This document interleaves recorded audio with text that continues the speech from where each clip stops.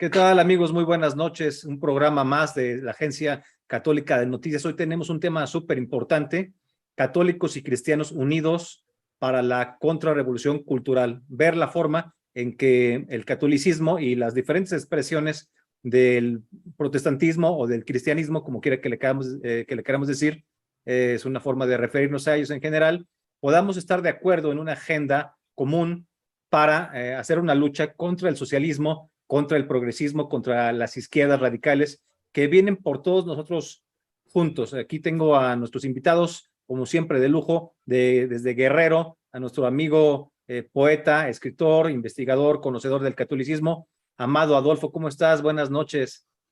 Hola, pues estoy muy emocionado de estar aquí con personas a las que reconozco su activismo, su inteligencia, y pues estoy aquí para hablar y conversar y aprender, intercambiar algunas ideas, y te agradezco por la invitación y pues aquí estamos a sus órdenes. Gracias. Tenemos desde Guadalajara a nuestro amigo Emilio Yitzhak, es el presidente de la plataforma importante conservadora de sublevados, ya saliendo de la carrera de psicología. Muchas felicidades y bienvenido, estimado Emilio.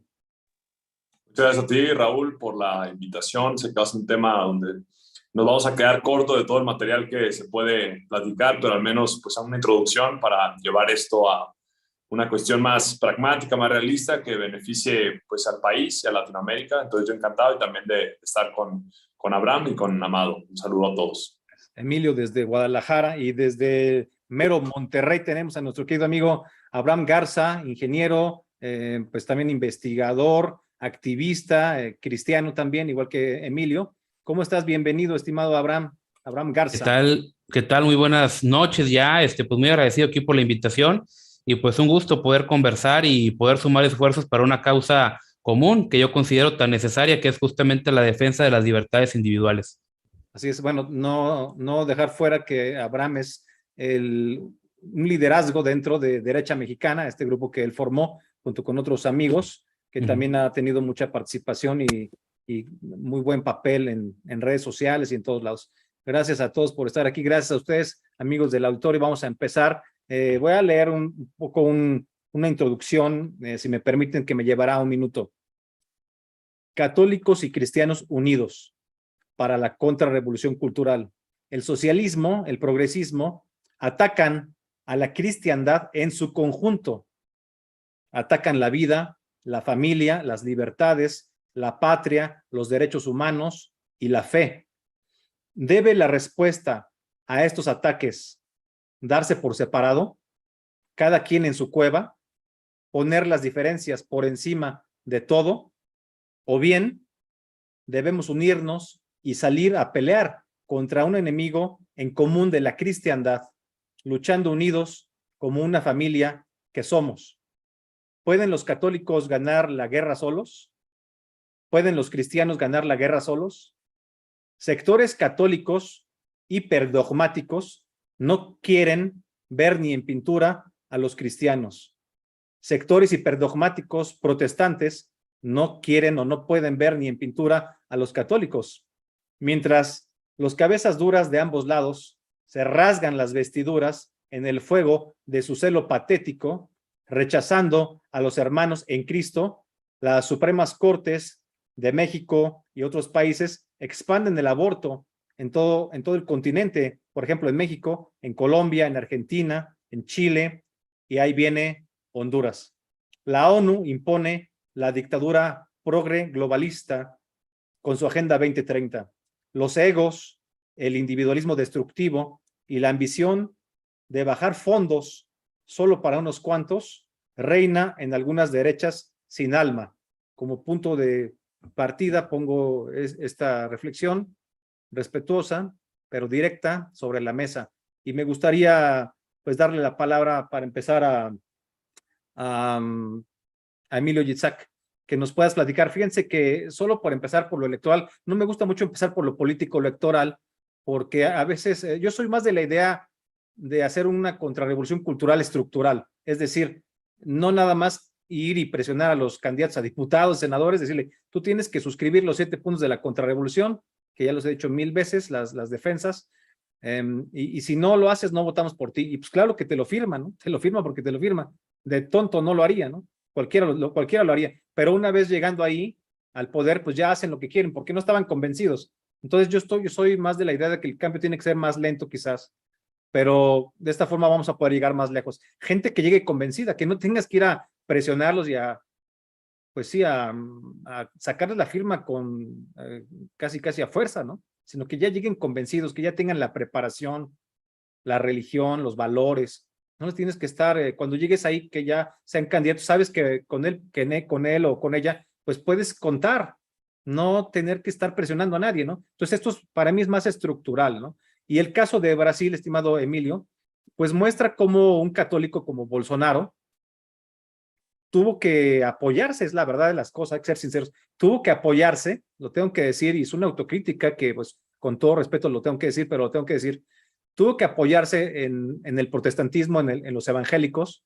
Su esposa es evangélica y entonces tuvo que apoyarse en esos sectores. ¿Por qué? Porque muchos sectores, no hablaría en general de la Iglesia Católica en Brasil, pero muchos sectores de la Iglesia Católica realmente estaban pues muy cercanos a la izquierda. De ahí recordemos que son, por ejemplo, Leonardo Boff y otros pensadores que, bueno, ya no están en la Iglesia Católica, ya están, o ya no sé qué hacen, ya no son sacerdotes, en fin, pero ellos fueron los responsables de todo este cuento, esta patraña de la teología de la liberación. Y aquí creo que católicos, Amado, yo y Abraham, Isaac y Emilio, podemos todos decir que la teología de la liberación, por amor de Dios, esa cosa es un marxismo religioso, esa cosa es una porquería, perdón. Entonces, realmente se debió a eso, y me lo han dicho mis amigos de Brasil, ¿no? Que pues tuvieron que acercarse a otras personas, a otros liderazgos religiosos, porque la gente pues también es muy ferviente. Brasil es un país muy religioso, de hondas raíces religiosas, ¿no? Pero la Iglesia Católica estaba totalmente, bueno, no todos, muchos sectores de la Iglesia Católica estaban pues apostándole a Lula, o sea, al Foro de Sao Paulo y a la teología de la liberación, o más bien al revés, a la teología de la liberación, y de ahí se desprendía el apoyo al Foro de Sao Paulo, y el Foro de Sao Paulo tuvo como candidato y lo tiene otra vez a Lula. Entonces, en este contexto, Emilio, ¿qué podemos decir de la actuación de estos sectores? O sea, y de si debemos ir por lo electoral antes que por lo estructural, por lo cultural. ¿Cuál sería tu punto de vista?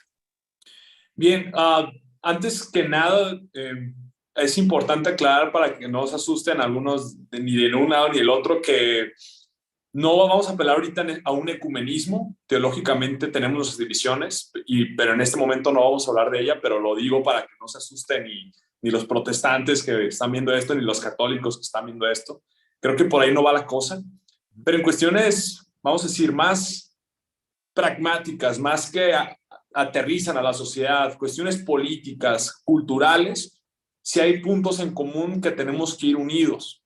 Por ejemplo, en la cuestión de la visión del Estado. La visión del Estado. Por un lado, el protestante tiene este concepto de la soberanía de las esferas, que tiene sus similitudes y diferencias con el principio de la subsidiariedad de la doctrina social de la Iglesia Católica. Tiene sus diferencias, pero ¿a qué apuntan ambos? A hacer un frente o un freno en contra del estatismo, este Estado que abarque todas las esferas. Entonces, si tenemos en estas dos posturas, una protestante y una católica, sus diferencias en el fondo, pero ambas tienen la misma lucha en la superficie, el estatismo. En cuestión económica, por así decirlo, tengo entendido que la Iglesia Católica, a lo que he leído de Chesterton, por así decirlo, tiene más a lo que se llama distribucionismo. Sí. Y el protestante es más, en la cuestión económica, aunque tengo mis peleas con el liberalismo, sí tiende más al libre mercado. Tiene sus diferencias, ambas posturas, por supuesto, pero ambas que atacan el socialismo, que el Estado esté regulando toda la economía. Entonces vemos que sí, hay diferencias que en este momento creo que no es lo más importante hacerlo público, pero tenemos batallas en común que son importantes, las alianzas. Por ejemplo, en la Guerra Fría, para vencer a la Unión Soviética, por un lado, Ronald Reagan, protestante, fue importantísimo. Margaret Thatcher, anglicana, importantísima. Y el Papa Juan Pablo II, que polaco, que vivió lo que es el comunismo y el nazismo. Entonces, entre esa alianza, vamos a decir, de 3 denominaciones cristianas diferentes, se hizo un frente bastante importante. Entonces, aquí en México, por ejemplo, es cierto, somos un país con mayoría católica y el protestantismo apenas somos un 10%, pero una movilización de un 10% en los votos es súper importante.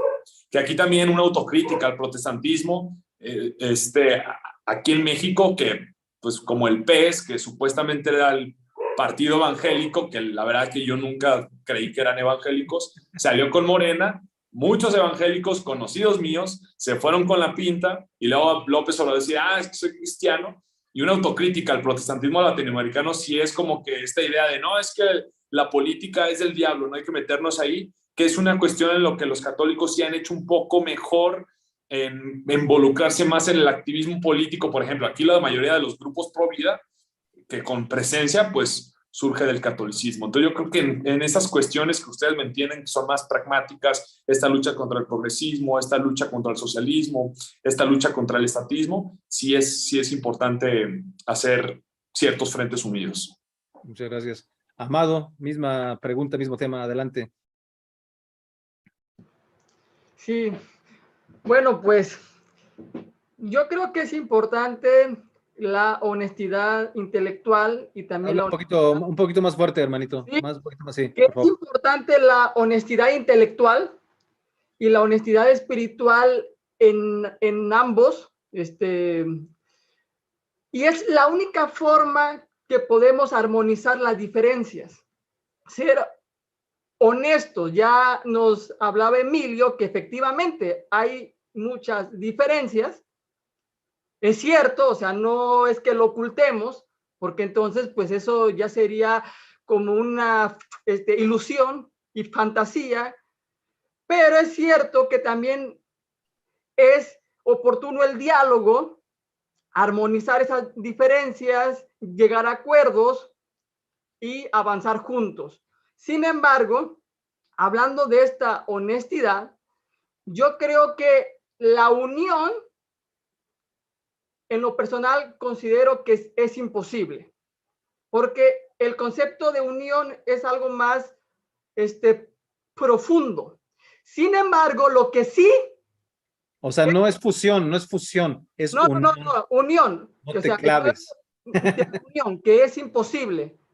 Sin embargo, las alianzas estratégicas, en casos estratégicos, alianzas concretas, Sí. en temas concretos y en momentos históricos en concreto, ahí sí, podemos avanzar juntos, pero no revueltos. Hay que ser honestos, porque claro, si realmente queremos apoyarnos y queremos realmente avanzar y abrir el diálogo, tenemos que ser honestos, porque si empezamos a hablar de que sí podemos unirnos y que, o sea, eso realmente es una ilusión.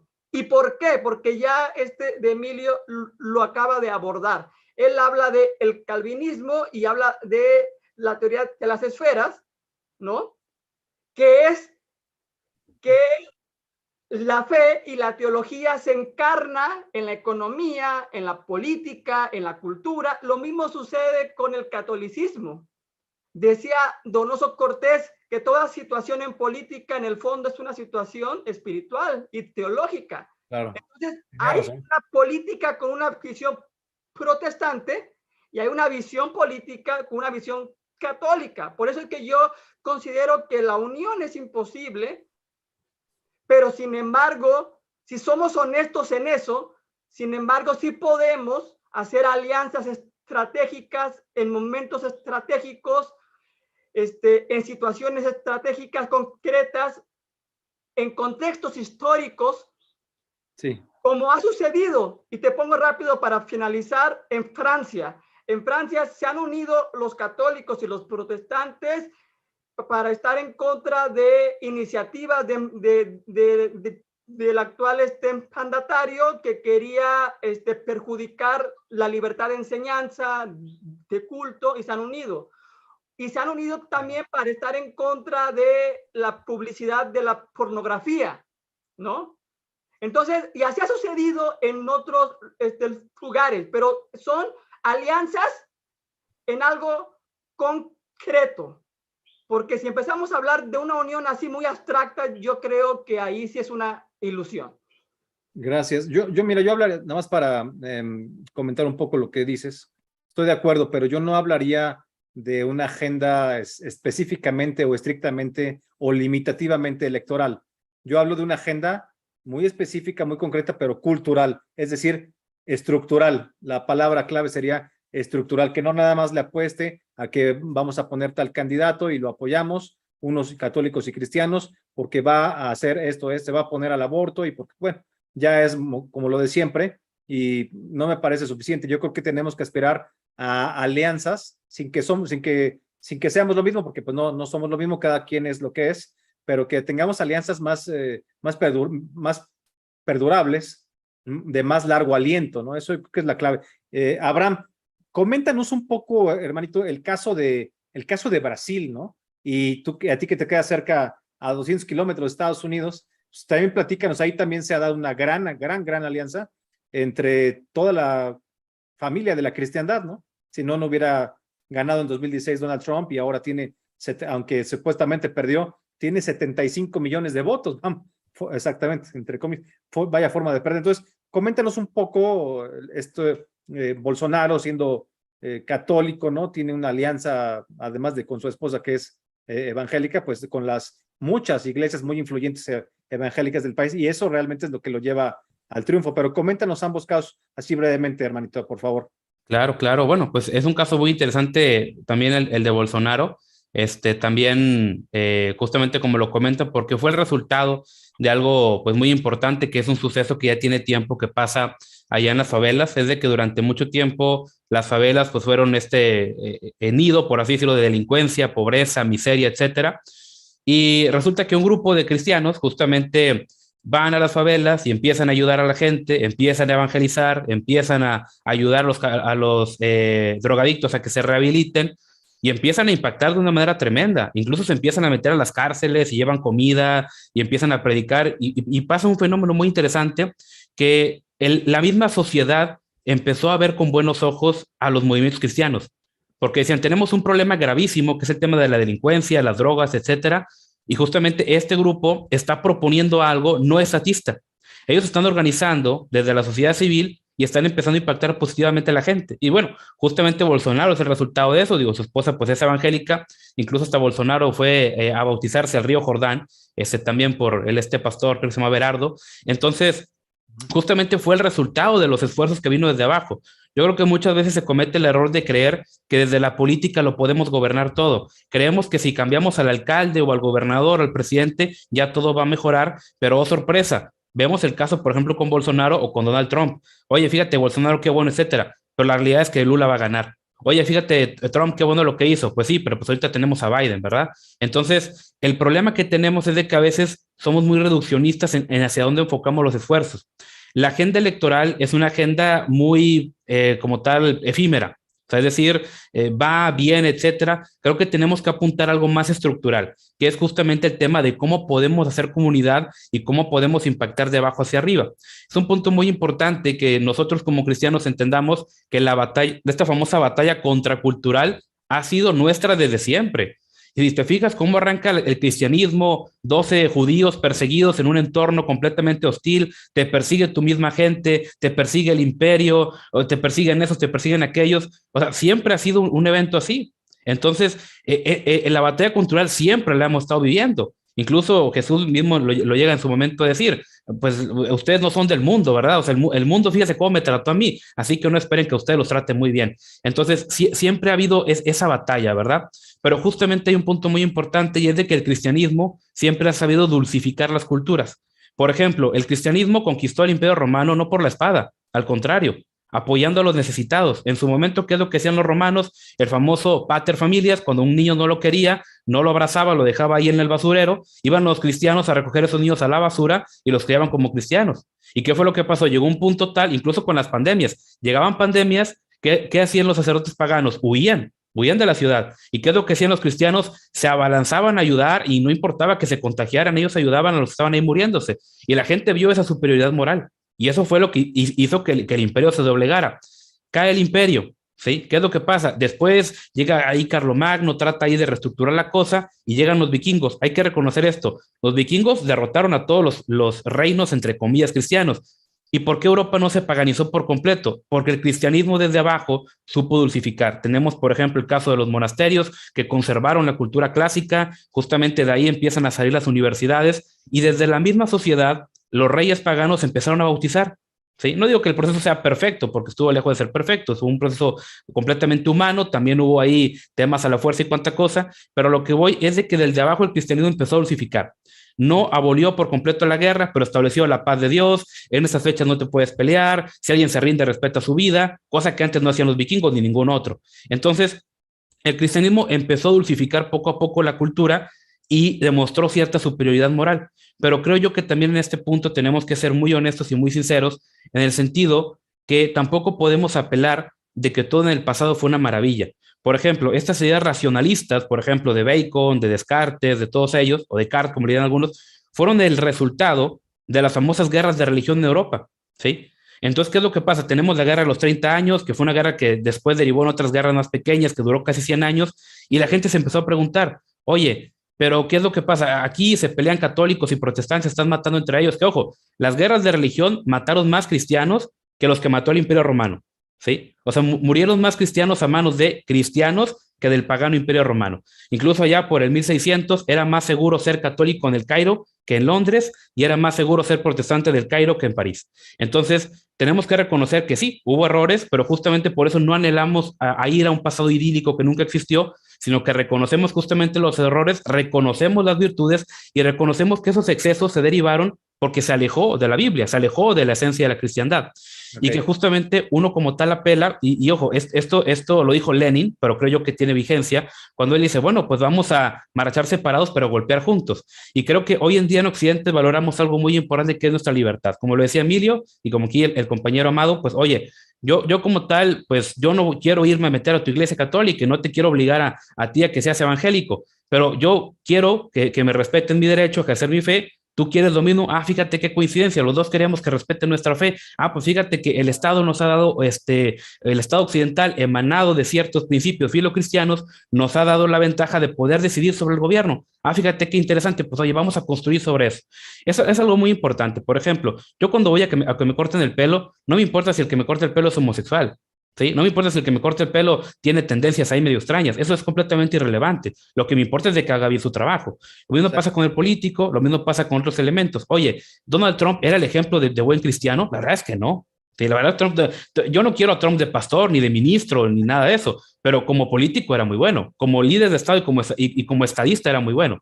Entonces, creo que tenemos que reconocer eso, separar en qué punto influye y en qué no, reconociendo que la política ahora sí que es la ciencia de lo posible. No vamos a bajar un estado idílico perfecto donde cada uno viva según sus ideales, eso sería la ideología, eso es algo muy peligroso, el utopismo es sumamente peligroso.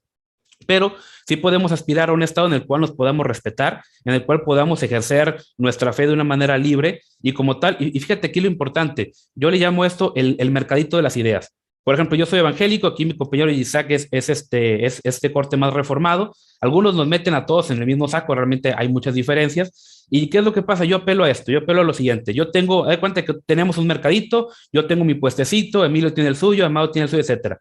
Llega una persona y yo digo, mira, pásale compañero, pásale, mira, te ofrezco esto, te ofrezco tal, este es mi producto, ¿qué te parece? No, fíjate, no me convence. Y a lo mejor se va el de Emilio y a él sí le gustó su producto y se va con él. O se va con el llamado y le gustó su producto y se va con él. Bueno, pues ni modo. Hubo libertad, la gente eligió, adelante. Pero yo no me voy a meter en su puesto y que tampoco se meta en el mío, ¿verdad? Entonces creo que ahí es un punto muy, muy importante que tenemos que resaltar. Entender primeramente qué es la política, ¿verdad? Y no debemos de idealizar, no debemos de santificar o deificar la política. Hay gente que solamente piensa en cuestiones electorales, creo yo que tenemos que ir más allá. Y algo muy importante, debemos reconocer que la política o los gobernantes que tenemos, para bien o para mal, son el reflejo de la sociedad. Una sociedad apática como la que tenemos en México justamente ha permitido que estas castas o mafias del poder se instalen porque justamente no se involucran. En Estados Unidos tenemos puntos muy importantes, ¿verdad? Sí, adelante, sí.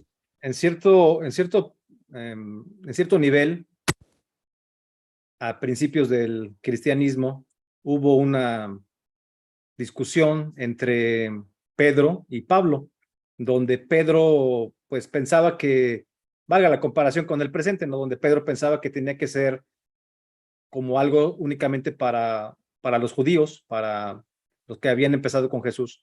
Pero Pablo era la idea de expandirlo por todos lados, siendo fiel a lo que había dicho Jesucristo. Ahora, la Iglesia Católica, de alguna manera, en algunos sectores, no en todos obviamente, piensa así, ¿no? Que los cambios deben de venir únicamente de ahí. Y yo sería más de la idea de Pablo, ¿no? Yo creo que debemos unirnos todos, no solo con una agenda provisional electoral, sino con agendas estructurales que den frutos electorales y políticos, o políticos y electorales, ¿no? Eso me parece que es muy, muy importante. Y también habrá que revisar, digamos, qué es lo que nos permite, sobre qué bases podemos caminar unidos, cuáles serían los puntos específicos estructuralmente hablando. Y yo he puesto sobre la mesa siempre los 7 puntos de las defensas de la contrarrevolución cultural, que repito aquí una vez más, los digo rápido, es la defensa de la fe.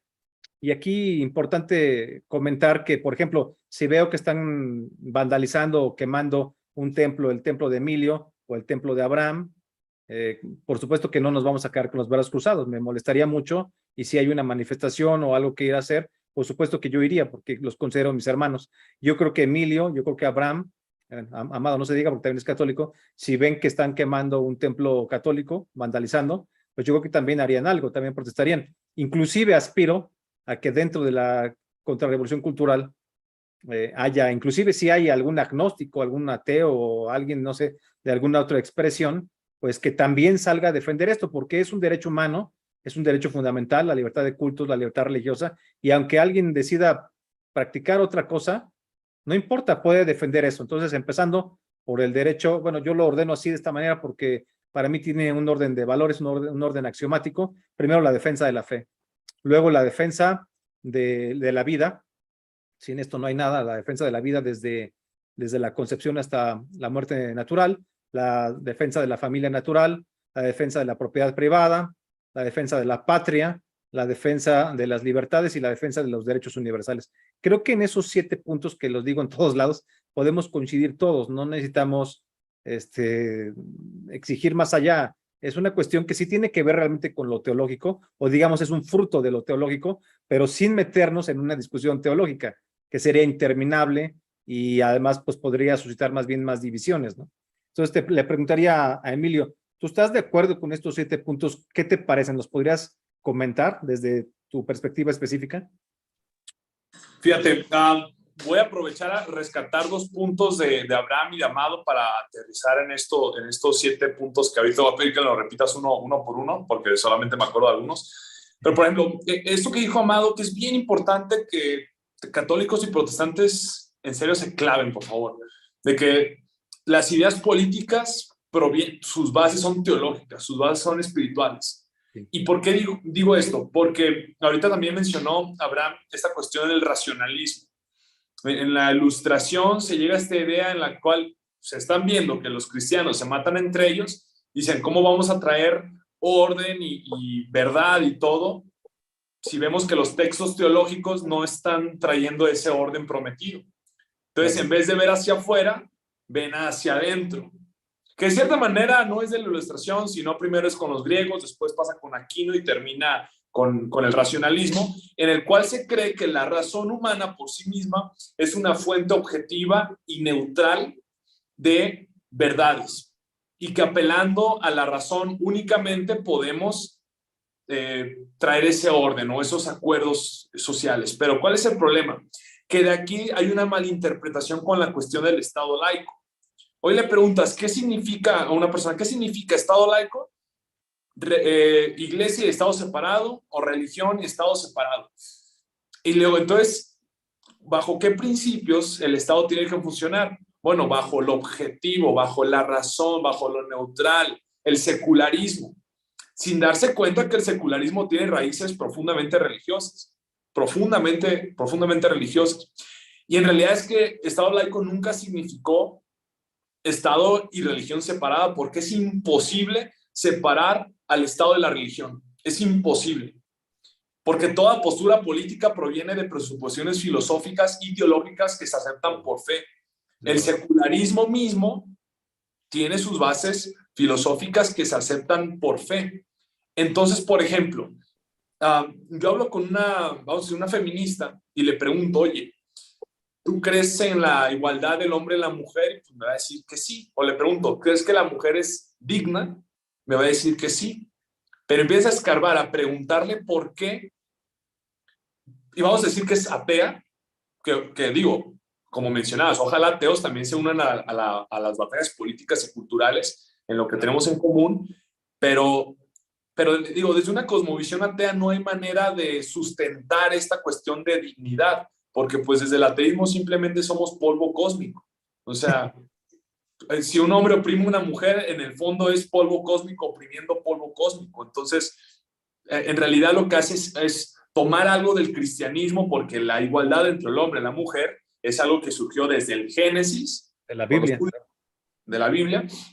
Entonces, es bien importante. Y este punto que menciona Abraham, estas reformas principalmente sociales que hacen los cristianos desde la iglesia primitiva, de hacer orfanatos, de ayudar a los enfermos, de ir con las viudas, es súper importante porque hay que entender que las batallas políticas, las batallas legislativas son medidas de defensa.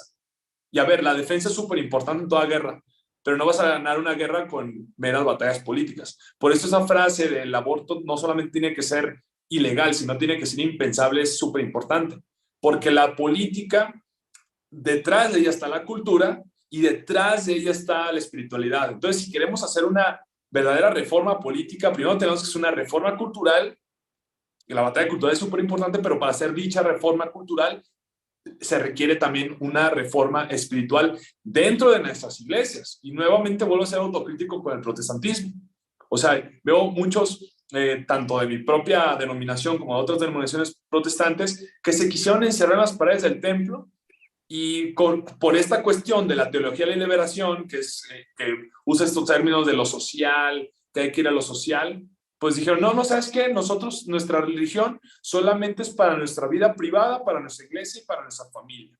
Pero en la política y en lo económico tenemos que ser objetivos, tenemos que ser neutrales, pero hay que entender que nadie es objetivo, nadie es neutral, todos tenemos sesgos que nos predeterminan todas las acciones que tomamos, inclusive en la política.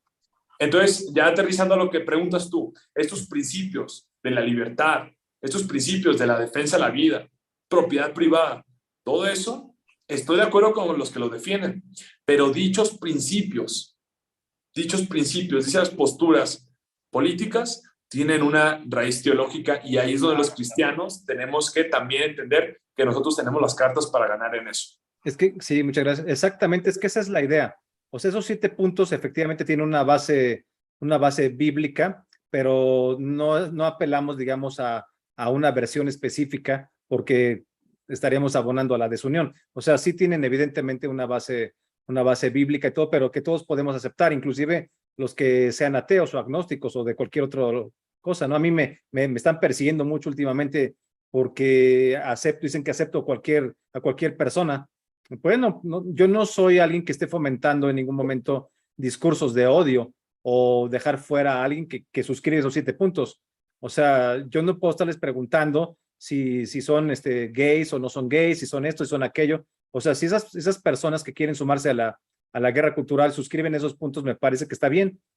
O sea, no están atacando nada. Como dijo Jesucristo, digo, haciendo una referencia, Señor, están haciendo milagros, curando gente en tu nombre y ni los conocemos. ¿Qué hacemos con ellos? Bueno, si no están atacándonos, están con nosotros, ¿no? O sea, así lo veo yo, la verdad. O sea, claro que habrá que matizarlo, pero creo que de entrada sí es. Y muy importante lo que estás explicando, Emilio, bueno, los 3, porque si bien la política tiene inevitablemente una base teológica y nuestras decisiones políticas también las tienen, por lo tanto, el voto, podría preguntarse a alguien, ¿por qué están hablando de cristianos y católicos y cristianos, cristianos y católicos unidos para hacer una contrarrevolución cultural? ¿Por qué dividir las cosas en religiones? ¿Por qué no hablan mejor de patriotas o liberales, libertarios, priistas, panistas o no sé, o de cualquier partido del continente? O sea, ¿por qué plantearlo en términos religiosos? ¿Por qué es importante? ¿Por qué sería importante esto, Amado? ¿Por qué plantearlo o sea, el católico y el cristiano votan porque son católicos, o hay mucho católico haciendo una autorreflexión, una autocrítica, o hay mucho católico que solamente se bautizó y ya después pues ya no le importó nada. O sea, ¿por qué vale la pena plantearlo en términos religiosos? Cada día está siendo más influyente la religión en la política, y debe ser así o no debe ser así, Amado. Bueno, es que los sistemas, Volumen, hermano. pues estos sistemas como el marxismo, el comunismo, anarquismo, pues son herejías realmente del cristianismo. O sea, cuando uno las analiza a profundidad, en muchas ocasiones, así como el cristianismo va a defender la libertad, lo que hace el liberalismo es exagerarlo, ¿no? Y por eso de Chesterton hablaba de que las verdades se convirtieron en locas, porque todas estas ideologías, si las analizas, pues si tú hablas con un marxista, pues te habla de la igualdad. Ah, bueno, está bien, pero esa igualdad que ustedes hablaban, que está en la Biblia, lo que hace el marxismo es que la convierte en una locura. Así sucede con todas las ideologías actuales. Son herejías del cristianismo, como decía de Chesterton. Las verdades se convirtieron en locas, ¿no? Ahora, pero yo insisto en la situación que tenemos que ser realistas, porque es la única forma de llegar a acuerdo, de entenderlos. Se habla mucho de la batalla cultural. Sin embargo, en el mundo del protestantismo no hay una unidad. Y en el mundo del catolicismo actualmente tampoco la hay. Entonces, si entre nuestros hermanos cercanos no hay una unidad, es muy complicado que entre católicos y protestantes se unan a una causa en común. Por eso yo insisto que tenemos que hablar con una honestidad y no irnos a la ilusión. Realmente los católicos tenemos una doctrina social de la iglesia, tenemos encíclica de los papas, y nosotros tenemos un magisterio que nos subordinamos. Y los protestantes pues tendrán sus ideas, sus doctrinas. Un ejemplo, hablamos de libertad. Sí, libertad, ¿para qué? Porque una libertad entendida como la entiende de Milei, pues un católico no la apoya. Ya observamos al sacerdote Rabasi, que tú estuviste, Raúl, con él, que hace un video, pues Muy duro, los errores de Milei. Entonces, a lo que voy es eso, de que tenemos que hablar con honestidad para poder armonizar las diferencias que se puedan armonizar. Oye, Amado, a ver, ahorita que mencionaste a Milei, digo, solamente por poner un ejemplo hiper pragmático, y le hago la pregunta rápido a todos de que me contesten con un sí o no, así como votación económica a mano alzada, tipo sindicato, ¿no? O sea, a ver, ¿apoyaríamos en esta unidad de la que estamos hablando, de agendas, más allá de nuestras obvias diferencias teológicas, etcétera? ¿Apoyaríamos en esta mesa, representando cada quien su rama o su expresión del catolicismo, su carisma, etcétera, y ustedes también su denominación específica dentro del cristianismo, ¿apoyaríamos a Milei o no podríamos apoyar a Milei para la presidencia? Vamos a suponer que fuéramos argentinos.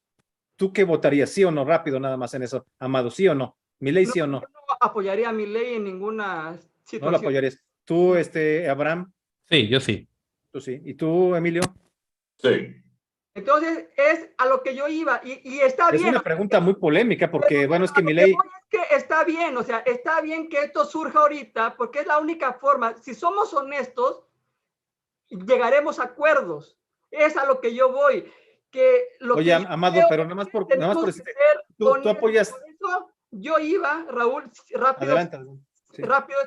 Por eso yo iba, que tenemos que partir de una honestidad para poder armonizar lo que se pueda armonizar y caminar en temas concretos. Ahora, tú hablabas de un proyecto estructural a mediano y largo plazo. Sí. Mi opinión es que la batalla se tiene que dar en trincheras diferentes y en los temas concretos caminar juntos, pero no revueltos. Realmente tenemos que ser honestos. Hablar con católicos y protestantes es muy importante y mantener esta comunicación interreligiosa y retroalimentarnos y aprender unos y los otros está muy bien, y apoyarnos en políticas concretas está súper bien. Yo recuerdo un video de un sacerdote tradicionalista en Estados Unidos que ve a Donald Trump, y Donald Trump le da unas palabras de respeto al sacerdote, y ese video circuló en varias páginas tradicionales. ¿A qué voy? Que muchos católicos tradicionales apoyaron a Donald Trump. Entonces, ¿a qué voy? Si somos honestos, podemos llegar a esas alianzas estratégicas en casos Oye, Amado, sí, pero mira, si por ejemplo, vamos a suponer, pues Amado, creo que vamos a, tarde o temprano va a haber ruptura. ok, ok, aceptable lo que comentas, pero a ver, o sea, regresando al pragmatismo más así, más total, ahí se nos fue la imagen de Amado. Amado, no te vayas, está bien, o sea, tú tranquilo. No te enojes, Amado, tranquilo. Mira, la ruptura vendrá después, no ahorita. No, nada de rupturas. Mira, por ejemplo, exclusivamente, pero no estoy muy... yo también soy católico y sí vi el programa de Rabasi. Tiene muchos temas, Milei, para ser revisado, o sea, cantidad de cosas, ¿no? Entiendo la postura del padre Rabasi, que es mi amigo, pues porque sí, realmente Milei, pues, bueno, hasta me da flojera hablar de todas las cosas que se le pueden criticar, pero es que, voy a ser sincero, es que Rabasi, pues es un sacerdote. ¿Qué más puede decir? Pues es un sacerdote, ¿no? O sea, pues a él le toca decir todo eso. Ok, la otra opción sería, por ejemplo, apoyar a un católico como Joe Biden. El voto católico en teoría tendría que haber ido por Joe Biden en lugar de por Trump, porque Trump, pues además, pues bueno, diríamos los católicos, Trump pues, no es ni católico, pues ¿por qué lo voy a apoyar, no? En esta idea de que cada quien su religión y que yo me hago para acá y tú hazte para allá tantito, ¿no? O sea, si vamos a estar con esas cosas, tendríamos que haber apoyado a Biden en Estados Unidos. ¿Y qué pasa con Biden? Digo, por favor, ¿no? O sea, un tipo que hasta se enojaba cuando, bueno, todo el berrinche que hizo cuando la Suprema Corte de Estados Unidos anula el caso Roe versus Wade. O sea, el señor estaba furioso, ¿no? Y decía que iba a hacer, y sí, hizo un decreto, una orden ejecutiva para tratar de revertir esto. O sea, es un asco, perdón. Esto es una cochinada. O sea, ese tipo de católicos, por favor, ¿no? O sea, no, Milei no es ningún santo, pero tiene una cuestión que me parece que esa no se le puede negar, que es la honestidad. O sea, el señor te dice, yo practico el tantra y practico no sé cuánto, bueno, pues está bien, o sea, es tu rollo, ¿no? Yo no soy de la idea, no soy de la idea tan liberal, del liberalismo, de que cada quien haga en su individualidad lo que sea, y no le va a afectar a los demás. Sí le afecta a los demás de alguna manera, pues porque todos tenemos familia, seres que nos quieren y hasta vecinos que pues les va a afectar nuestro tipo de vida, ¿no? Pero yo creo que tenemos que pensar en la agenda común. Voy a decir algo que puede sonar polémico, pero yo creo que la agenda común para frenar el progresismo y el socialismo tiene que estar por encima de estas cuestiones dogmáticas, perdón, con todo respeto y cariño, Amado, porque luego, si nos vamos por el voto católico en automático, podríamos acabar con Biden. Y a lo mejor Milei, pues tiene muchas cosas negativas, pero la otra opción es, pues, los K, ¿no? Como le dicen allá, los Kirchner, o a quien pongan. La otra opción es esta gente de izquierdas, ¿no? Ya para comentar rápido, di algo, lo que ibas a decir, Amado, rápidamente. Sí, rápido. Pues yo estoy en contra del tradicionalismo como ideología, yo estoy en contra del sectarismo, del rigorismo, pero una cosa es que hay principios irrenunciables dentro del catolicismo. Yo por eso siempre hablo de una honestidad intelectual y espiritual, porque si como católicos no hemos estudiado la doctrina social de la Iglesia, no hemos estudiado el catecismo, no hemos estudiado el magisterio de las encíclicas de los papas, pues entonces, pues no es que uno sea dogmático, es que entonces hay un problema de conocimiento a lo mejor, o que hay una contradicción con tu fe, ¿no? Por ejemplo, tú hablabas de propiedad, sí, yo apoyo la propiedad, pero Propiedad privada, ¿no? la Iglesia Católica enseña que no es algo absoluto, o sea, que no lo apoyamos como algo absoluto. Sí, el destino universal de los bienes, ¿no? El destino universal de los bienes. Tenemos que ser honestos, porque entonces, si acusa de dogmático a alguien que sigue el magisterio de la Iglesia, pues entonces yo creo que el problema no es esa persona, el problema es que a lo mejor alguien no está ya muy conforme con lo que enseña su fe, ¿no? No, bueno, tranquilo. O sea, no, yo no lo veo así, Amado, con todo respeto, pero vamos a darle la palabra a Abraham. Mira, lo que pasa es que las plataformas culturales, así como hay plataformas electorales, político-electorales, también pues tenemos nuestras plataformas culturales, pero me queda claro que no pueden ser una calca ni de la doctrina social de la Iglesia, ni de ninguna enseñanza protestante. O sea, no pueden ser calcas. ¿Por qué no? Porque entonces entramos en todos esos temas. Aquí finalmente va a haber, en Argentina va a haber básicamente, siento yo, dos opciones, la de la izquierda y Milei. Aunque Milei ha venido bajando, porque el pueblo de Argentina como quiera sigue siendo pues de la cristiandad, católicos y cristianos. Y sí se han molestado de todas estas cuestiones, que si el tantra y que, bueno, esto de último estuvo peor que lo del tantra, porque pues el tantra, pues si él, voy a decirlo así con todo respeto, si él no quiere eyacular en 3 meses, como lo dijo ahí con la entrevista con el que retoma el padre Rabasi, pues es su problema, ¿no? O sea, pues qué tipo tan raro. O sea, ok, ¿no? Pero a mí no me afecta eso, a mí que me importa, a eso que se quede en su ámbito, en la cama, ¿no? No hay que llevarlo a la política, creo yo. Pero si gana, por ejemplo, lo de la famosa venta de niños o de órganos, eso sí me parece tremendo, ¿no? Sin embargo, aún me parece peor, mucho peor, que siga la izquierda con toda esta agenda terrible que trae. Además de que es un inepto, el señor Alberto Fernández, y además de que fue a China, le puso flores a Mao, un asesino, en su mausoleo, un tipo que dejó más de 60 millones de muertos, solamente en la Revolución Cultural China, 15 millones de muertos, y además se trajo 23,000 millones de dólares para pues hacer muchos proyectos de infraestructura, que son su campaña electoral para renovarse en el 2023, y suscribirse, entregar el país y la soberanía al dragón rojo de China, al Partido Comunista China. O sea, alguien con esas características. Además, bueno, pues Milei no es que apoye que todos los niños se vendan, o sea, dice que más bien, pues es un liberal, digamos, que cada quien lo decida.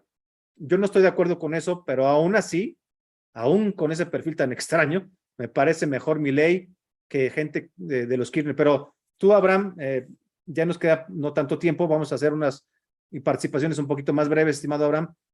¿Tú qué piensas de esto? O sea, ¿deben ser nuestras plataformas culturales una calca? Una calca de nuestras ideas, de nuestra religión, o tienen que ser un poquito matizadas?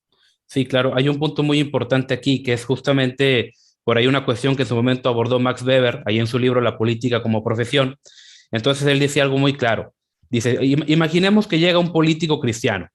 Creo que todos aquí como cristianos adherimos que lo que dijo Jesús es infalible. Lo que dijo Jesús es, y lo respetamos incluso más allá que lo que dijo cualquiera de los apóstoles o los profetas. Claro. Jesús dijo, pues si tu enemigo te golpea, ponle la otra mejilla, ¿verdad? Ahora imaginemos un político cristiano que se enfrenta a una guerra y tiene que mandar tropas a pelear.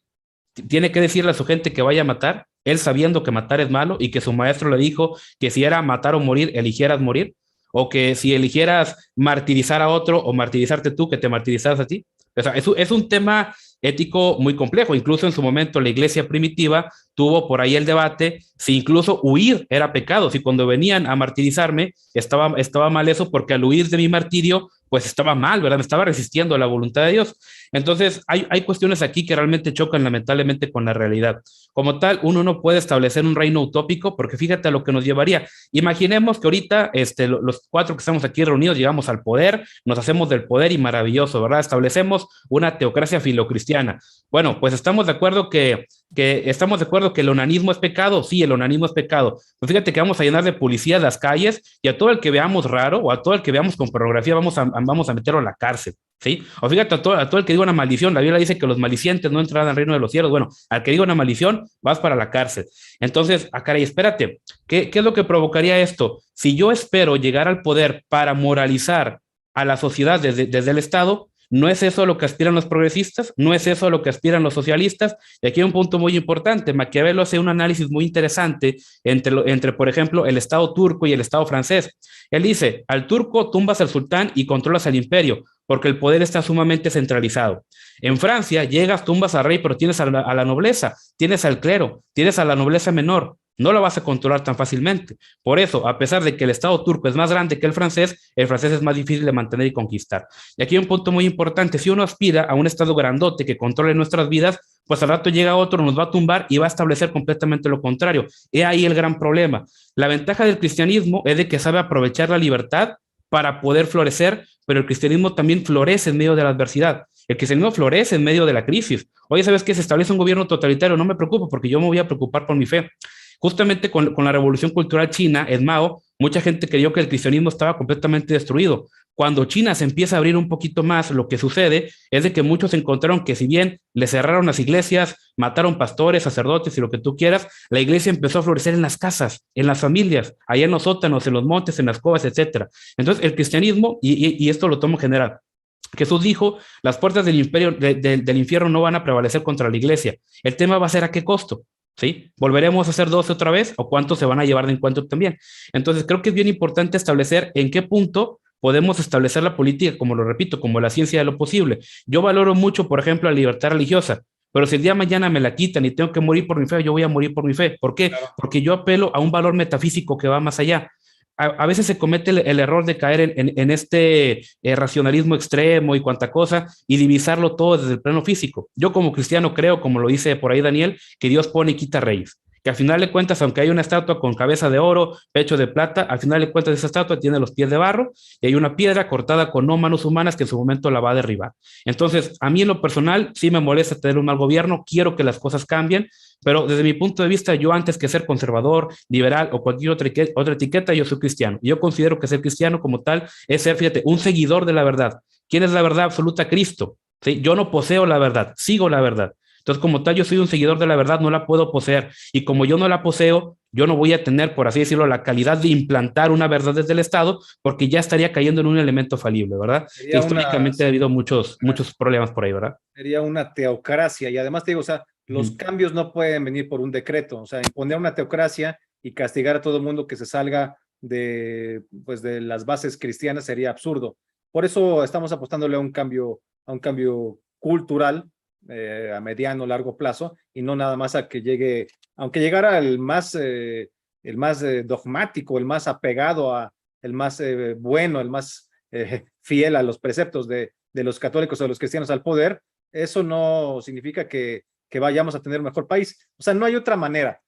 No nos engañemos. El camino político electoral cambiaría simplemente un cierto número de personas, todo el gobierno federal. Vamos a suponer que entrara todo el gobierno federal, súper cristiano, de la denominación que sea, en la Cámara de Diputados en su gran mayoría cristianos, y también el Senado, y también si quieren los congresos. Aún así, por muchas leyes que pudieran, no por eso es que la gente cambie su mentalidad. O sea, no se pueden hacer las cosas de esa manera. No es que mi propuesta estructural, de cambio estructural, sea, digamos, la única opción, pero la opción electoral no nos va a llevar realmente a nada. Es muy importante lo que estamos haciendo, hay que también valorarlo.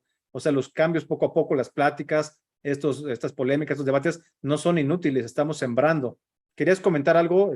Le toca hablar a Emilio, pero adelante, Amado, nomás no te cuelgues mucho, todavía podemos estar unos minutos más. Lo que pasa es que vi como que te enfocaste mucho en Milei. No te oigo, hermano, no te oigo. Te vi que como que te enfocaste mucho en Milei, pero fue un ejemplo, simplemente. A mí la vida personal de Milei no me interesa, yo estoy en contra de su ideología, que es el liberalismo, que es a eso, no si su vida personal. Y no se trata de caricaturizar, ¿no? De decir que se propone una teocracia, ¿no? Eso está más allegado al calvinismo. Veamos ahí en Ginebra, ¿no?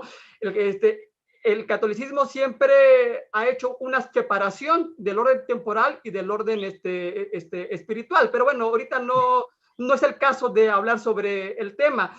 Pero sí es importante realmente, si queremos una comunicación real, yo insisto, y lo he insistido en todo este live, es la honestidad. Porque realmente, si queremos atacar un problema, tenemos que ir a la raíz. Un ejemplo, te pongo el ejemplo de la ideología de género. Pues tendríamos que ir al nominalismo, que incluso surge en el seno del catolicismo, pero tendríamos que ir a Descartes y a Kant y a Lutero y etcétera. Entonces, si por esta unidad que se promueve ya no podemos tener estos análisis, estos cuestionamientos, un ejemplo, aquí el compañero Abraham hablaba de la libertad de religión, estilo Estados Unidos, como un mercado de la fe, ¿no? Si yo quiero ser mormón, soy mormón. Si yo quiero ser testigo de Jehová, soy testigo de Jehová. Spinoza, el filósofo, él decía que eso era lo que se tenía que hacer, porque de esa forma, teniendo un mercado de la fe, sería el Estado quien va a imponer la moral. Y es lo que está sucediendo ahorita. Entonces, si no analizamos un ejemplo, esa libertad de religión de los Estados Unidos, entonces, pues por esta... Oye, Amado, Amado, pero ¿en dónde el problema de raíz está imponiendo una moralidad de un Estado? O sea, lo que está imponiendo Estados Unidos es una inmoralidad más bien desde el Estado, ¿no? No. Entonces, si no analizamos los temas de raíz, no se pueden resolver, ¿no? Y hay que ser honestos, para el católico, el mundo moderno y posmoderno es una consecuencia de la reforma. Para el protestante fue al contrario, la reforma fue necesaria. Entonces hay que ser honestos, porque si no somos honestos, entonces no podemos entendernos y comprendernos. Yo comprendo a Emilio, que él publicó hace unos días en Facebook, que está muy contento que este país cada vez es más protestante. Está bien, lo comprendo. Él es protestante y podemos ser amigos y conversar, hacer estrategias de alianzas de las que yo he estado hablando y concretas, pero yo como católico quiero una cultura católica. O sea, hay que ser honestos, y México es un país... Está bien, Amado. Ok, ya. El movimiento conservador ya quedó claro el punto. Tiene que ir a la hispanidad y no al modelo anglosajón. No queremos... Bueno. A ver, Amado, tranquilo. ¿Sí me escuchas, Amado? Honestidad. Creo que ya le toca al compa Emilio. Por la honestidad, Amado, para entendernos. A ver, ya estamos, no revolvamos tanto los temas. Después hablamos en otro programa de la hispanidad y el modelo anglosajón, etcétera, y cómo encajan uno con otro. Ustedes están como que haciendo que yo propongo una teocracia y como que caricaturizándolo. No. Y no, yo estoy atacando a las ideas, porque si tú hablas, estamos todos a favor de la libertad, pues hay que definir qué es la libertad. Amado, respira. Propiedad, hay que definir qué es la propiedad. Eso es a lo que yo voy. Amado. Para entendernos, hay que ser honestos y estar en una... Amado, ya comentaste esto, Amado, deja que los demás también platiquen. A ver, bueno, ya nos quedan pocos minutos y yo creo que sería interesante, lo voy a plantear de esta manera,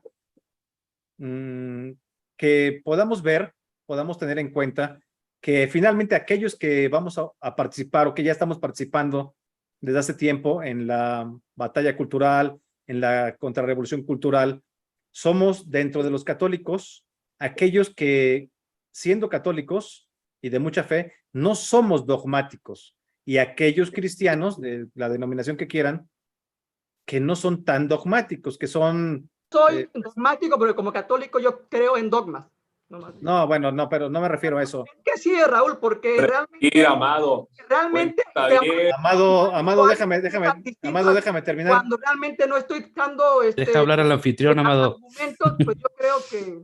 Pues no. Amado, déjame hablar, Amado, por favor. A ver, no estamos poniendo en cuestión los dogmas católicos, eso sería absurdo, ya dejaríamos de ser católicos o dejaríamos de ser cristianos, o sea, no vamos a poner en duda la existencia de Dios, y etcétera, o sea, no estamos hablando de eso, estimado Amado. Yo me estoy refiriendo a ser dogmático desde una perspectiva filosófica. Yo vengo de estudiar filosofía Yo me estoy refiriendo a eso, es decir, ¿qué quiero decir con esto? A la hora que pasamos, porque además no es que sean lo mismo, o sea, a la hora que pasamos del ámbito religioso al ámbito político, cultural y electoral, evidentemente no se puede hacer una calca, porque si no, efectivamente eso, y no es burla ni caricatura, eso nos llevaría, en el caso de los católicos, a tratar de imponer un Estado católico, lo cual a mí me parece que sería un error. Y en el caso de los amigos cristianos, pues tendrían que tratar de imponer un Estado protestante, un Estado cristiano. No vamos a llegar a nada en ese camino. Yo no me refiero a eso. Digamos, aquellos de los católicos, junto con aquellos de los cristianos, que podamos llegar a acuerdos, respetándonos unos a otros, sin calentarnos, esos son los que finalmente vamos a poder hacer los cambios culturales necesarios, y nos va a llevar realmente muchos años, porque es una cuestión de educación, es una cuestión de información. Entonces, le quisiera preguntar a Emilio, ¿estás de acuerdo con esto que estoy afirmando, que hay sectores hiperradicales, no los que estamos aquí, sino ni siquiera estaremos aquí platicando, pero hay sectores hiperradicales en todos lados? Por ejemplo, a mí hay católicos que me dicen que soy 48,000 cosas negativas, ¿no? Seguramente a ustedes también, por estar platicando con alguien como nosotros, ¿no? Un católico, ¿cómo es posible? Te pueden pegar, no sé, las ronchas, ¿no? No sé, hay gente muy radical en todos lados, pero yo creo que como quiera podemos llegar a acuerdos y todo. ¿Estás de acuerdo con este planteamiento, Emilio? Sí, mira, no tomo mucho tiempo. Bueno, antes que nada, digo, yo mismo critico la teocracia de Calvino en Ginebra, pero digo, Suiza hoy en día, ¿qué es? Pero eso es otro tema. Y tomando en cuenta lo que dice Abraham, este versículo es claro, o sea, que las puertas del Hades no prevalecerán contra la iglesia. Y es importante que la iglesia tiene que ver las cosas a la luz de la eternidad. O sea, no vamos a ganar, entiendan algo, no vamos a ganar todas las batallas políticas hoy en día. No vamos a ganar todas las batallas culturales hoy en día. El ejemplo de Milei es claro. Por ejemplo, yo mismo no estoy a favor del liberalismo de Milei. Yo creo que el liberalismo es una antesala al marxismo. Entonces yo no estoy de acuerdo con eso. Y tampoco estoy de acuerdo con que esté ahí aliado con el Fondo Económico, el Foro Económico Mundial. Cosas así, ok, entiendo. Pero ahorita lo que hay en el mercado, por así decirlo, electoral, digo, él me va a permitir vivir un día más para pelear. Y además, conocidos míos que lo rodean son cristianos que en su momento podrán tener más influencia de lo que los cristianos tienen hoy en día con estas izquierdas que tenemos. Entonces, y otra cosa que también tenemos que hacer hoy en día es reivindicar que las cosas que hoy tomamos por sentado en Occidente son frutos del cristianismo. Por ejemplo, hoy en día damos por sentado la separación de poderes entre el ejecutivo, el legislativo y el judicial. Nos encanta eso. Proviene de dos partes. Para empezar, por la doctrina del pecado original. Es decir, desde la persona más sencilla hasta el mismo rey, nacen con pecado original. Entonces, no le tienes que dar poder absoluto a una persona porque su pecado lo puede llevar a corromperse a tal punto que, bueno, pasa lo que hemos visto con un montón de tiranías. De ahí surge la separación de poderes. Aquí a la mano tengo Isaías 33:22 que dice, porque el Señor es nuestro juez, el Señor es nuestro legislador, el Señor es nuestro rey, Él nos salvará. Ahí vemos los tres poderes, juez, legislador y rey, judicial, legislativo, ejecutivo. ¿Y qué dijeron los cristianos? ¿Sabes qué? Dios no se corrompe y Él sí puede tener esos tres poderes sin ningún problema. El humano sí. Entonces, tenemos que decirle hoy en día a la gente, sobre todo a la gente que disfruta de las mieles de Occidente con todas sus fallas. Ok, tiene un montón de fallas. Y creo que Occidente está en una decaída, pero yo soy optimista porque la estupidez humana no es un buen fundamento para la sociedad. O sea, una sociedad humana donde le dicen al niño que te puedes amputar el pene y atascarte de hormonas como si fueras un pollo Monsanto, una sociedad que cree eso y que sus psicólogos creen eso y que dichos psicólogos son consejeros de políticos que van a legislar eso, al final de cuentas yo soy optimista en el sentido porque están construyendo sobre la arena y se va a caer. Por ejemplo, y ya con esto se puede decir que cierro. Cuando Jesús en Mateo 28 resucita y le da la gran comisión a los apóstoles, ¿qué dice él? Toda potestad me ha sido dada en el cielo y en la tierra. Cristo ya es rey, en el cielo y en la tierra. Por tanto, por ese poder que tengo, vayan y discipulen a las naciones, bautizándolos en el nombre del Padre, del Hijo y del Espíritu Santo, enseñándolos que guarden todo lo que... Para empezar, no son los reyes los que nos tienen que venir a dictar nuestra moral. Los cristianos tenemos que discipular a los reyes, a obedecer al verdadero rey. Claro. Pero póngase en esta imagen. Se va Jesús, se quedan los apóstoles que quedaban, voltean a ver, los judíos nos persiguen. El imperio romano es el imperio romano, todo pagano. Pero ellos por esa creencia predicaron y 300 años después conquistan el imperio romano.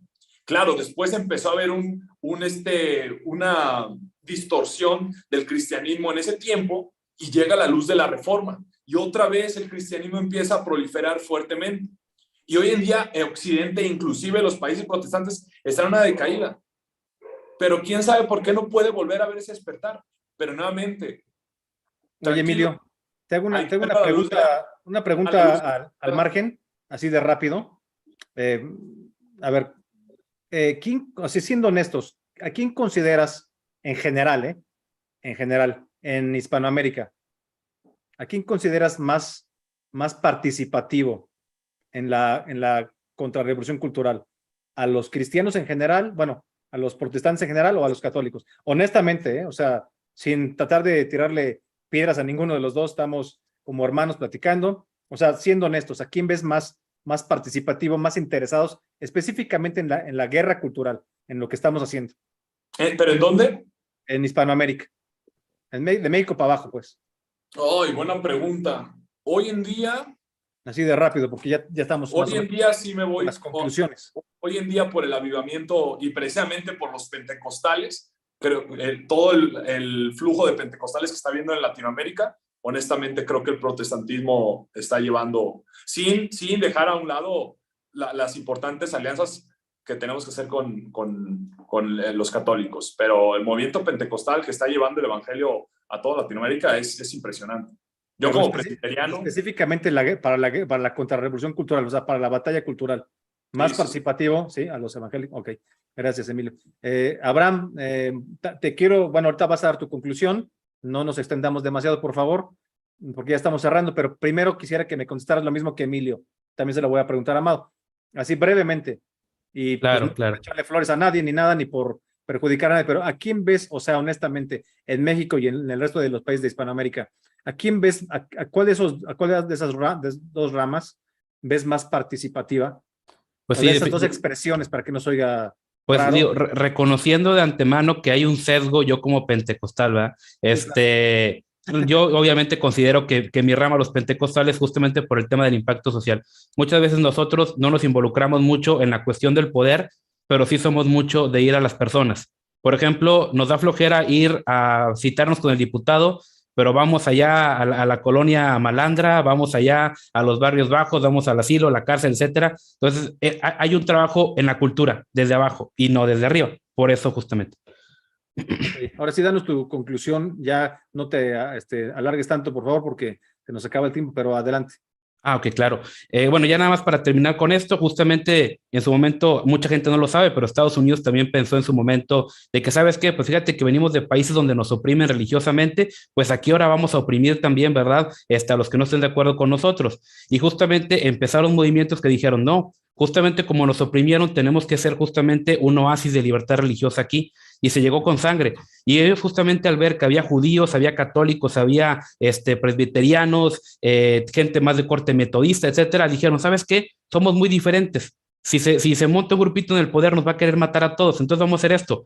Y justamente la Constitución de Maryland de 1851 decía, una declaración de creencia en la religión cristiana, y si la parte profesa ser judío, la declaración deberá ser su creencia en un estado futuro de recompensas y castigo. Y justamente la de Pensilvania en 1817 decía, las leyes no podrán ser administradas en ningún gobierno civilizado, a menos que al pueblo se le enseñe a reverenciar la santidad de un juramento y esperar un estado futuro de recompensas y castigos por las acciones de esta vida. O sea, ellos dijeron en su momento, ¿sabes qué?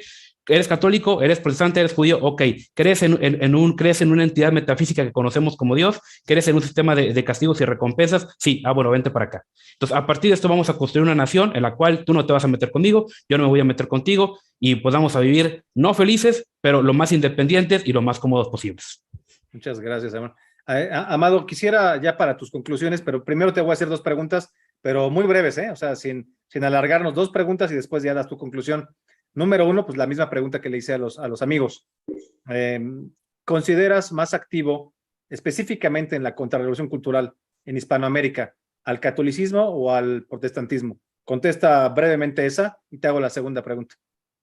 Y respira. Efectivamente, yo creo que el No te oigo, hermano. Hermano, acércate a la computadora. ¿Ya me escuchas? Más o menos. Yo considero que el protestantismo, sobre todo de corte pentecostal. Te sigo yendo feo. Te oigo lejos, hermano. Hazte más para adelante. No me acerco porque es que no sirve mucho. No se oye yo creo mucho. que el protestantismo de corte pentecostal es quien ha tenido mucha actividad, sobre todo en Centroamérica. Lo estamos viendo, pero también en Sudamérica y aquí pues ya en Chiapas, en Tabasco, y pues ahí están. Y creo que los católicos o el voto católico está dirigido a personas incluso anticatólicas. Hay que ser también pues autocríticos. Sí. Esa es la realidad. Yo creo que el evangélico, con excepciones, pero yo creo que el voto va acorde a su fe, a sus valores y principios. Y creo que en el catolicismo hay más ignorancia sobre eso y por eso se apoya a regímenes en contra incluso de nuestra fe.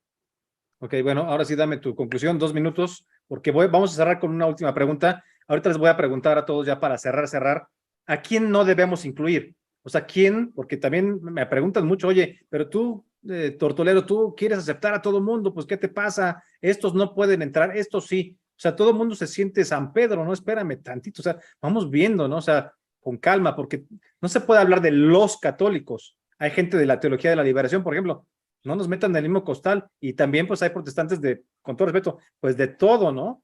O sea, y luego me dicen, oye, pero tú ¿por qué no condenas a los masones? ¿Por qué no los estás quemando en la hoguera? Pues, relájense, o sea, ha habido presidentes masones muy negativos, por supuesto que sí, contrarios a la fe, de lo peor, pero hay gente que yo creo que va entrando a esas ondas y pues no los voy a condenar, ¿no? Porque además, pues yo no soy la policía, no soy la policía religiosa, entonces hay que ir viendo punto por punto, pero ahorita les voy a preguntar a quién no debemos incluir en la guerra cultural. O sea, nosotros podemos unirnos, ok, sí, es la conclusión, pero a quién no. Pero antes de eso, oigamos la conclusión de Amado. Adelante, Amado. Bueno, yo, pues mi conclusión son con 2 frases. Una es del escritor Jorge Luis Borges. Él decía que no nos une el amor, nos une el espanto. En ese caso, el espanto sería el progresismo, el transhumanismo y todo eso.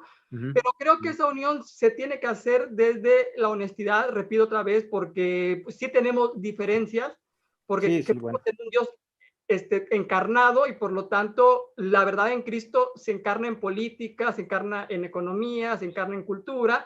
Okay. Pues los católicos tenemos una visión del mundo y las otras religiones igual, ¿no? Entonces, entendiendo eso, yo creo que podemos ya empezar a ver en qué sí podemos armonizar las diferencias.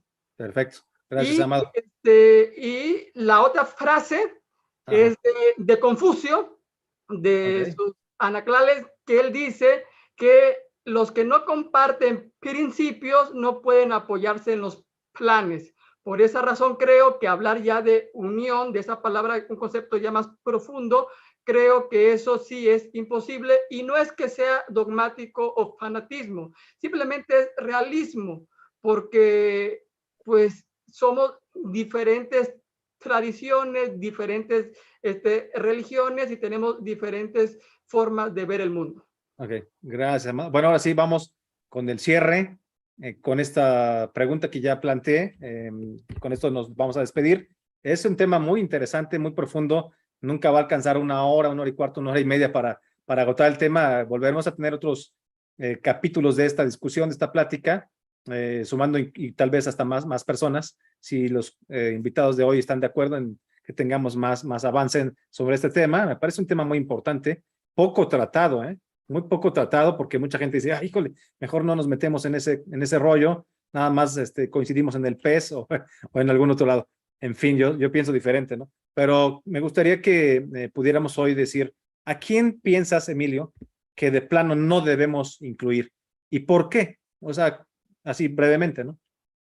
por favor. Sí, de forma breve, simplemente personas que están perdiendo la cabeza. O sea, algo que me motiva mucho y siempre digo a la gente, miren, los que nos llaman de ultraderecha, nuestra única función es pararse firmes, porque los progres se van a volver cada vez más locos y más locos y más locos. Y la gente de centro, que dicen ni para aquí ni para allá, pues que nos veían como ultrarradicales, porque pues CNN y Televisa nos metieron la idea de que Trump era el hombre naranja, malísimo, malo, malvado, anticristo, y nos ven a los ultraderechistas, entre comillas, apoyando a Trump, nos dicen, no, pues ellos son los radicales, pero van a voltear al otro lado y van a ver estos que están perdiendo la cabeza cada vez más y más y más y más y más, nos van a voltear a ver a nosotros y van a decir, oye, pues ustedes no estaban tan locos. Pues no, simplemente es el mero sentido común. Y ya aterrizando, pues hoy en día la división derecha-izquierda tenemos que entender que no es la misma que durante la Guerra Fría. Creo que la derecha hoy tiene tres ejes, se puede decir que es más conservadora, Claro. en libre mercado con sus facetas y patriota. Y del otro lado, pues tenemos a los progresistas, que de progreso no trae nada, en contra del libre mercado tenemos al socialismo, la economía muy regulada, y por el tercer eje está el globalismo. Entonces, ni a los globalistas, ni a los socialistas, ni a No, los... pero Emilio, pero a ver, nomás un matiz. Cuando hablo de aquí no debemos integrar en la contrarrevolución cultural, por supuesto que estoy hablando dentro de, vamos a decir, dentro de las derechas. O sea, no hablo, por supuesto que no vamos a integrar a los socialistas, a los progresistas ni a los globalistas, pues porque contra ellos estamos peleando. O sea, claro, o sea, eso es obvio, ellos no. O sea, me refiero dentro de las derechas, porque hay gente que me dice, oye, no, pero no hay que integrar a los, por ejemplo, a los ateos que sean de derecha. Pues, ¿por qué no? Pues porque no tenemos los mismos principios y para eso sus señores únicamente cuenta el materialismo, no tienen sentido de, bueno. O sea, X. O sea, yo me refiero a la gente dentro de la derecha, por decirlo así. O sea, no excluyendo a los enemigos, a los adversarios, que son los progresistas, los socialistas, los comunistas, los globalistas. O sea, contra ellos es la pelea. O sea, yo hablo de este lado. Dentro de este lado, ¿a quién no debemos incluir? Te vuelvo a plantear para que la contestes, digamos, más brevemente, ¿no? O sea, específicamente dentro de este lado, ¿quién debemos dejar fuera? Si es que hay algo que debemos dejar fuera. Pues no, fíjate, es una pregunta muy difícil, pero también creo que... Por ejemplo, Emilio, a ver, a los judíos, perdón, ahí tengo amigos judíos, ¿a los judíos hay que dejarlos fuera? No, Bueno, ¿a los ateos hay que dejarlos fuera?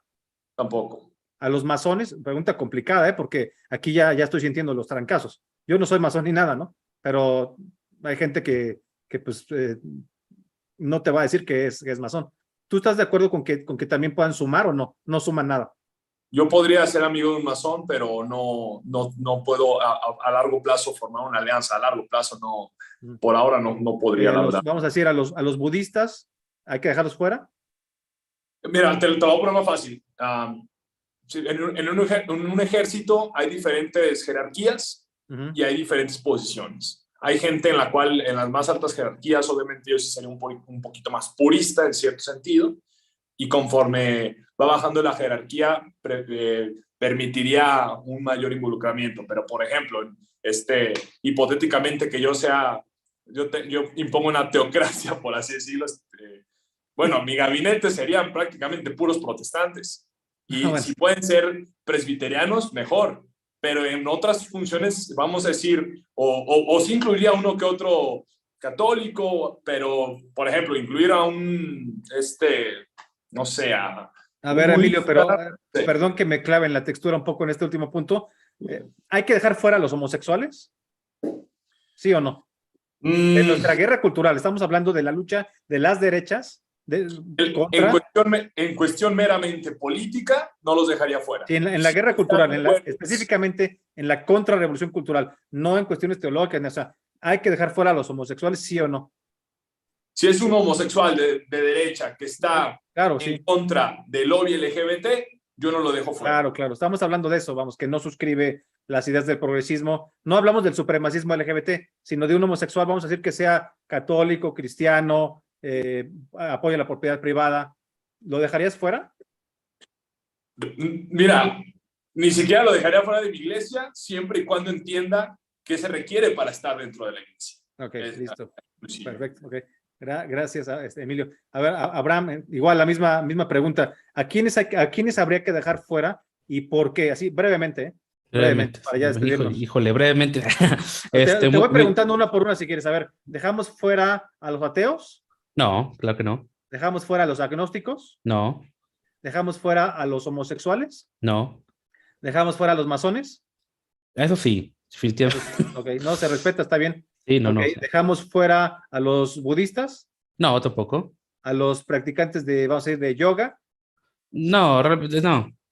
¿Hay alguien a quien hay que dejar fuera? ¿A quién Sí, dejarías fuera justamente tú? a los abiertamente satanistas, justamente esa gente sí lo No. dejaría fuera, obviamente, ¿va? No, te fuiste al extremo. No, pues Bueno, claro, esos no, están es que fuera sí los hay, totalmente. no, y a toda persona involucrada con el crimen organizado también, ¿verdad?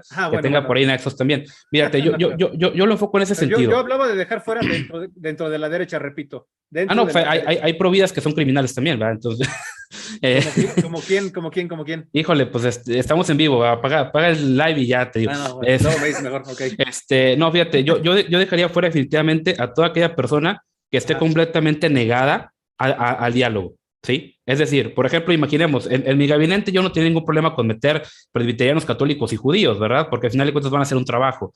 Me faltó preguntarte a los judíos habría que dejarlos No, fuera. claro, o sea, yo también tengo amigos judíos y de hecho el concepto de familia occidental que nos jactamos mucho de ser cristiana es la familia judía. De hecho hay un libro muy bueno de este Alfred Edelstein que se llama Usos y Costumbres de los Judíos y todo lo que defendemos como familia como tal viene justamente del judaísmo del siglo I, no viene de la cultura grecorromana. Entonces yo definitivamente dejaría fuera a toda aquella persona que definitivamente sea un sectario, que definitivamente diga fuera de mi grupito no, a toda aquella persona que más allá de ver en la realidad en la que vivimos y que en vez de estar dispuesto a construir sobre un proyecto político, simplemente vea solamente para su casta y que esté a favor de formar esas famosas camaritas de eco, que todo lo que yo digo me digan que sí. Rápidamente para terminar, aquí en Derecha Mexicana, por ejemplo, un servidor es evangélico, soy pentecostal, mis colaboradores es un católico, Ricardo, y un agnóstico que es Sergio. Y los tres Ricardo, nos llevamos con ganas, ¿eh? Tenemos nuestras diferencias y se respetan, pero para el proyecto político que estamos trabajando, todo va maravilloso. Y de hecho, Sergio, que es agnóstico, entre más se va involucrando, cada vez más está siendo más filocristiano. Porque hay que reconocer que hay muchos ateos y agnósticos que, si bien no profesan la fe cristiana, respetan mucho, al menos la moral, el legado y la ética judeocristiana. A esa gente creo yo que también es muy valiosa y que puede aportar bastante. Gracias, Abraham. O sea, a ver, para matizar todavía un poco más, yo me estoy refiriendo si debemos dejar fuera a alguien por su religión, por su raza, por su color, porque está en algún grupo, ya cuando cuando ya defiende la fe, aunque él no tuviera fe en algún caso, cuando ya defiende la familia, cuando ya defiende la vida, o sea, es por vida, cuando ya defiende la propiedad privada, la patria, las libertades y los derechos universales. O sea, que suscriba esas cosas. Claro. A ver, Amado, ya las suscribe. ¿A quién dejarías fuera tú? ¿Y por qué? Te voy a hacer pregunta, uno igual que los demás para más rápido. Sí. Tú dejarías, Amado, escúchame, ¿tú dejarías fuera por ejemplo, dejarías fuera a los ateos? Mira, primero aclarar de que pues con todo lo que he venido yo aquí hablando, no creo en una batalla cultural de un costal de meter a todos, ¿no? ¿Con quién haría alianzas? Es distinto. No, pero yo te estoy preguntando, eso ya lo hablamos. Quiero que me contestes lo mismo que los demás. Alianzas, porque eso, o sea, eso lo veo muy ambiguo, o sea. No, pero por favor contéstame, ¿a quién dejarías fuera? Quiero que me contestes a quién dejarías fuera, nada más. Porque para dar una batalla cultural tenemos que decir qué cultura se propone. Y la cultura católica no, a ver. Yo estoy especificando. Es otra, y la cultura judía es otra, y la cultura. Hay que ser serios. A ver, Amado. ¿Con quién hago alianzas? ¿Con quién hago alianzas? Sí. Esa es otra pregunta, Amado. Es otra pregunta. No, es que te tengo que replantear la pregunta con todo respeto, porque tú estás con la premisa que yo acepto esa definición de batalla cultural que a mi parecer, humildemente, es muy ambigua. Ahora, ¿con quién hago yo alianzas?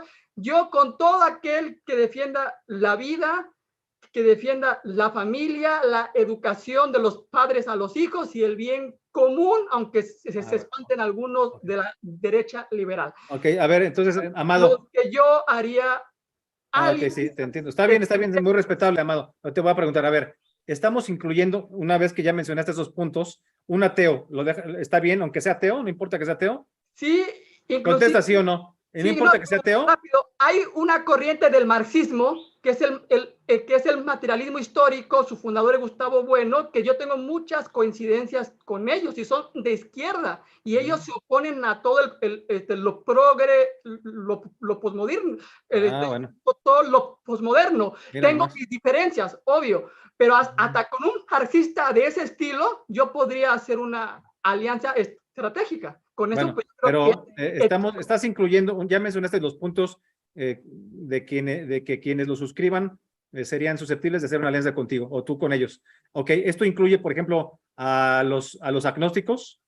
a todos los que defiendan. Contéstame sí o no, contéstame sí o no. Sí, ¿Agnósticos? sí. ¿Masones? ¿Masones? No. Masones no, No. aunque suscriban tus puntos. No, porque. Ellos no. ¿Por qué no? No, está bien decirlo, está bien. Y es muy respetable lo que digas. Porque en diferentes encíclicas y en el catecismo y todo, pues hay una condena, ¿no? Entonces, pues, Ok, perfecto, está bien. Por ejemplo, los judíos, Amado, sí, judíos, sí, no hay problema. Sí. Y por ejemplo, los budistas o los practicantes de yoga. Sí, si llegaran a defender eso, pues sí. Ok, entonces prácticamente todos menos los masones. Exacto. Y con todos los demás que llegaran a defender lo otro, pero aclaro que siendo honesto, pues tanto los comunistas y liberales, pues al menos desde el catolicismo, pues hay una división muy fuerte, entonces eso hay que tenerlo siempre en cuenta.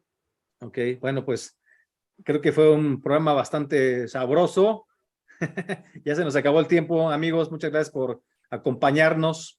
Vamos a tener otros capítulos de este tema que es muy importante. Quiero agradecer la presencia de Abraham Garza desde Monterrey, del lado de los cristianos, de nuestro amigo Emilio Gisac desde Jalisco, del lado de los cristianos también. Muchas gracias, Emilio. Y nuestro querido amigo Amado Adolfo desde Guerrero, del lado de los católicos, igual que su servidor.